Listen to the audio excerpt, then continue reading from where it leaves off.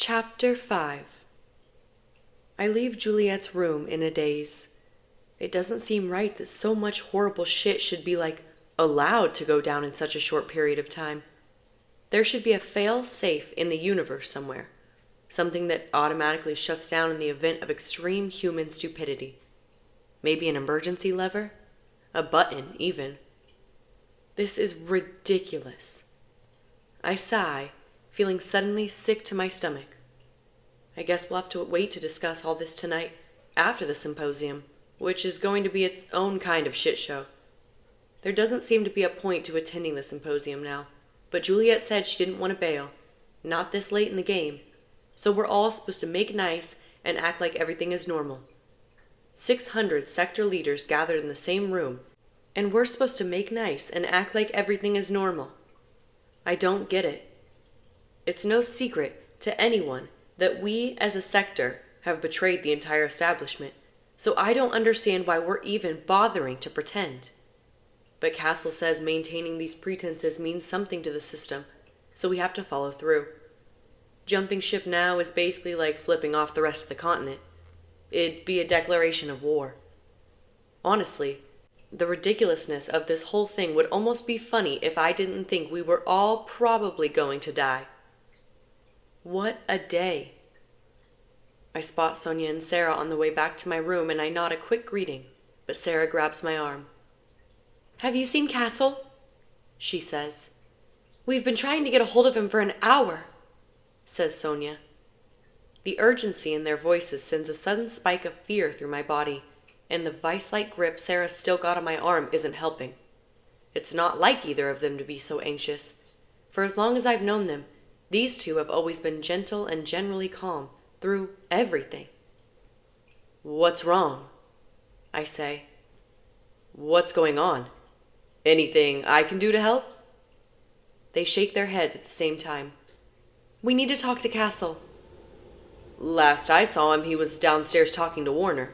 Why don't you page him? He's always wearing his earpiece." "We've tried," Sonia says. "Several times." "Can you at least tell me what this is about? Just so I don't have a heart attack?" Sarah's eyes widen. "Have you been experiencing chest pains? Have you been feeling unusually lethargic?" Sonia chimes in. "Shortness of breath?" Sarah adds.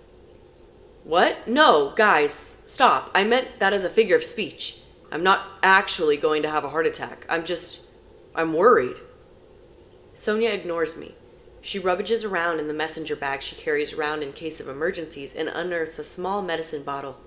She and Sarah are twins and are resident healers, and they're an interesting combination of gentle but extremely serious. They're doctors with the perfect bedside manner, and they never let any mention of pain, illness, or injury go ignored. Once, back at Point, I said casually that I was sick and tired of being underground all the time, and the two of them forced me into a bed and demanded I give them a list of symptoms. When I was finally able to explain that I'd been joking, that sick and tired was just a thing people say sometimes, they didn't think it was funny. They were irritated with me for a week after that. "Take this with you, as a precaution," Sonia says, and presses the blue cylindrical bottle into my hand. "As you know, Sarah and I have been working on this for a while, but this is the first time we feel like it might be ready for the field. That," she says, nodding at the bottle in my hand, "is one of the test batches, but we haven't had any trouble with it. Actually, we think it might be ready for production." That gets my attention. I stare in awe at the bottle in my hand. It's heavy. Glass. "No way," I say softly. "You did it?" I look up, look into their eyes. They smile at exactly the same time. These two have been working on creating healing pills for as long as I can remember. They wanted to give us something to take on the road, in the middle of battle, to keep us going if and/or when they're not around. "Did James work on this at all?" Sonia smiles wider. "He helped." "Yeah?" I smile too. "How's his training going? Everything okay?" They nod. "We're about to pick him up, actually." Sarah says. For his afternoon session. He's a fast study. He's growing into his powers nicely. Almost without realizing it, I stand up a bit taller, puff my chest like a peacock. I don't know what right I have to feel proprietary about that kid, but I'm so proud of him. I know he's got a big future ahead of him. All right, well, I hold up the bottle. Thank you for this.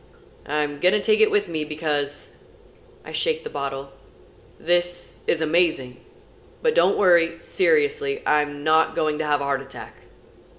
Good, they both say. I grin. So you want me to tell Castle you're looking for him? They nod. And you're not going to tell me what the urgency is all about? Sarah and Sonia exchange glances. I raise an eyebrow. Finally, Sarah says, Do you remember when Juliet was shot? She was shot 3 days ago. I offer her an incredulous look. I'm not likely to forget. Sonia jumps in and says, Yes, but the thing you don't know, the thing that no one but Warner and Castle know, is that something happened to Juliet when she was shot. Something we weren't able to heal. What? I say sharply. What do you mean? There was some kind of poison in the bullets, Sarah explains. Something that was giving her hallucinations. I stare, horrified. We've been studying the properties of the poison for days trying to come up with an antidote, she says. Instead, we discovered something unexpected, something even more important. After a beat of silence, I can't take it anymore. And, I say, gesturing with my hand that they should continue. We really want to tell you everything, Sonia says. But we have to speak to Castle first. He needs to be the first to know. She hesitates. I can only tell you that we think we discovered something that directly corresponds with the tattoos on the dead body of Juliet's assailant. That guy Nazira killed, I say, remembering. She saved Juliet's life. They nod. Another spike of fear spears through me. All right, I say, trying to keep my voice light, steady. I don't want to freak them out with my own worries. Okay, I'll tell Castle to come find you right away. Will you be in the medical wing? They nod again. And then, as I walk away, Sarah calls after me. I turn around. Tell him... She hesitates again, and then seems to make a decision. Tell him it's about Sector 241. Tell him we think it's a message from Noria. What? I freeze in place, disbelieving. That's impossible. Yes, Sarah says. We know. I take the stairs. I don't have time to wait for the elevator, and besides, my body is too full of nervous energy right now to stand still. I take the stairs 2, 3 at a time, flying even as I keep a hand on the handrail to steady myself. I didn't think this day could get crazier. Noria? Shit. I don't know how Castle will react to hearing her name. He hasn't heard a word from Noria in years. Not since the boys were murdered. Castle told me he gave Noria space because he thought she needed time. He figured they'd find their way back to each other again after she recovered. But after the sectors were erected, it became nearly impossible to contact loved ones. The internet was one of the first things the reestablishment took away, and without it the world became, in an instant, a bigger, scarier place. Everything was harder. Everyone felt helpless. I don't think anyone realized just how much we relied on the internet for literally everything until the lights went off. Computers and phones were taken away, destroyed. Hackers were found and publicly hanged. Borders were closed without clearance. And then the reestablishment tore families apart, on purpose. In the beginning, they pretended they were doing it for the good of humanity. They called it a new form of integration. They said race relations were at their worst because we were all so isolated from one another, and that part of the problem was that people had built these extensive family units. The reestablishment referred to big families as dynasties, and that these dynasties only reinforced homogeneity within homogeneous communities. They said the only way to fix this was to rip those dynasties apart. They ran algorithms that helped them manufacture diversity by rebuilding communities with specific ratios. But it wasn't long before they stopped pretending to give a shit about diverse communities. Soon, small infractions alone would be enough to have you taken away from your family.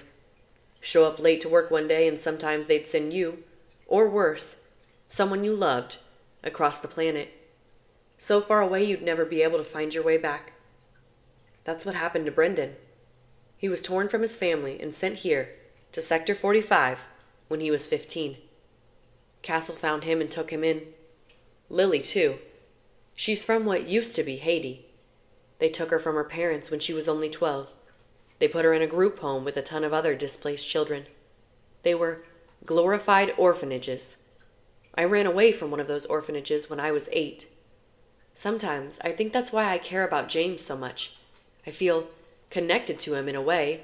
When we were on base together, Adam never told me that his little brother practically lived in one of those orphanages. It wasn't until that day when we were on the run, when James and I had to hide out together while Adam and Juliet tried to find a car, that I realized where we were. I took one glance around those grounds, and I saw that place for what it was. All those kids. James was luckier than the other children. Not only did he have a living relative, but he had a relative who lived close by, one who could afford to keep him in a private apartment.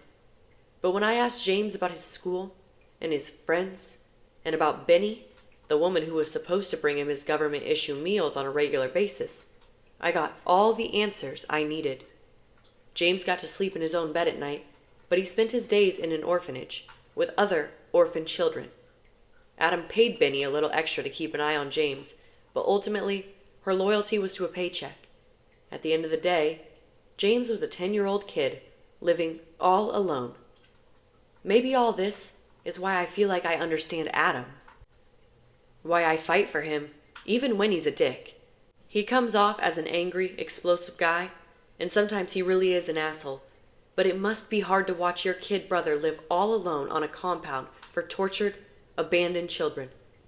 It slowly kills your soul to watch a 10-year-old kid sob and scream in the middle of the night because his nightmares keep getting worse, and no matter what you do, you can't seem to make it better. I lived with Adam and James for months. I saw the cycle every night, and I watched every night as Adam tried to calm James down, how he'd rock his little brother in his arms until the sun came up. I think James is finally doing better, but sometimes I'm not sure Adam will ever recover from the blows he's been dealt. It's obvious he has PTSD. I don't think he even sleeps anymore. I think he's slowly losing his mind. And sometimes I wonder, if I had to live with that every day, I wonder if it would make me crazy too. Because it's not the pain that's unendurable. It's the hopelessness. It's the hopelessness that makes you reckless. I would know. It only took 2 hours in the orphanage before I realized I couldn't trust adults anymore. And by the time Castle found me on the run, a 9-year-old kid trying to keep warm in a shopping cart on the side of the road, I was so disillusioned with the world I thought I'd never recover. It took a long time for Castle to earn my trust completely. In the beginning, I spent all my free time picking locked doors and sneaking through his things when he wasn't looking. The day he found me, sitting in his closet inspecting the contents of an old photo album, I was so sure I would take a bat to my back I nearly ruined my pants. I was terrified, unconsciously flickering in and out of invincibility. But instead of yelling at me, he sat down next to me and asked me about my family. I'd only ever told him that they were dead. He wanted to know now if I'd tell him what happened. I shook my head repeatedly. I wasn't ready to talk. I didn't think I'd ever be ready to talk. He didn't get angry. He didn't even seem to mind that I'd ransacked his personal belongings. Instead, he picked up the photo album in my lap and told me about his own family. It was the first time I'd ever seen him cry.